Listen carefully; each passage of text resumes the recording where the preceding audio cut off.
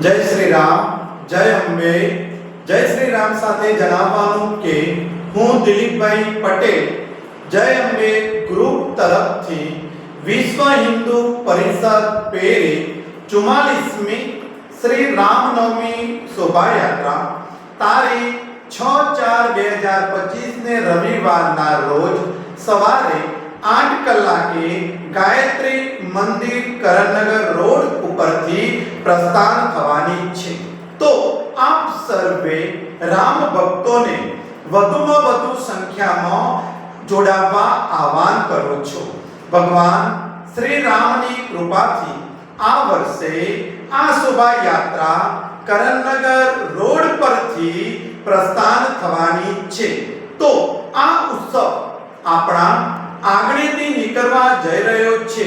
તો કરણનગર રોડ પરની દરેક ધર્મ પ્રેમી જનતાને મારી નમ્ર અપીલ છે કે આ રોડ પરની દરેક સોસાયટીના સભ્યો વધુમાં વધુ સંખ્યામાં ભગવાનની આ રથયાત્રામાં જોડાવા નમ્ર વિનંતી.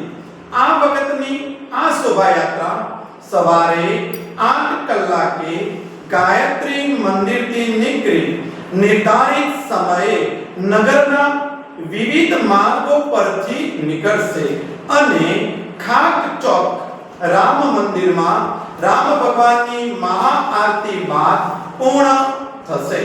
આપ સર્વે ભાઈ બહેનો આ અનેરા ઉત્સવમાં આનંદથી પ્રભુ શ્રી રામના ઉત્સવની અંદર જોડાવા હું નમ્ર વિનંતી કરું છું.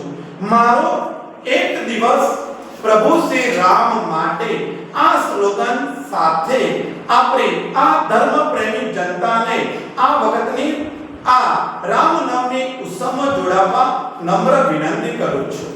ભગવાન શ્રી રામ નગર યાત્રાએ ભ્રમણ કરવાના હોય તો જય શ્રી રામના નારા સાથે કડીનગર રામમય બનવું જોઈએ અને આ પ્રસંગની અંદર આપ અવશ્ય ઉપસ્થિત રહી ભારત દેશને રામમય નગરી બનાવવા હું આપ સર્વને આમંત્રણ આપું છું.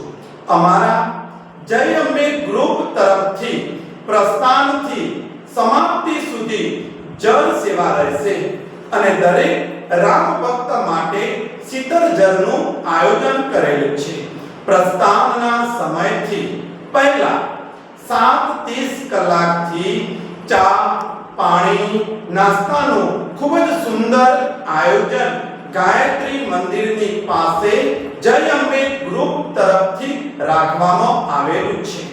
રામ ભગવાનની આ નગર યાત્રા જ્યારે નીકળે છે ત્યારે જય અંબે ગ્રુપ તરફથી વિવિધ માર્ગોની ઉપર કેટલીક સુંદર વ્યવસ્થાઓનું આયોજન કરેલું છે, જેવી કે પાણી, લીંબુ શરબત, શેરડીનો રસ, જીરા સોડા નું આયોજન કરેલ છે.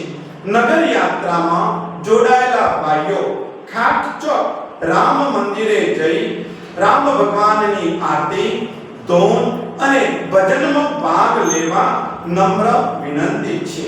ત્યારબાદ આવેલા દરેક રામ ભક્તોને આદર્શ હોસ્ટેલના મેદાનની અંદર જઈ પ્રસાદ લઈ રામ ભક્તોને ઘરે જવા માટે નમ્ર વિનંતી છે.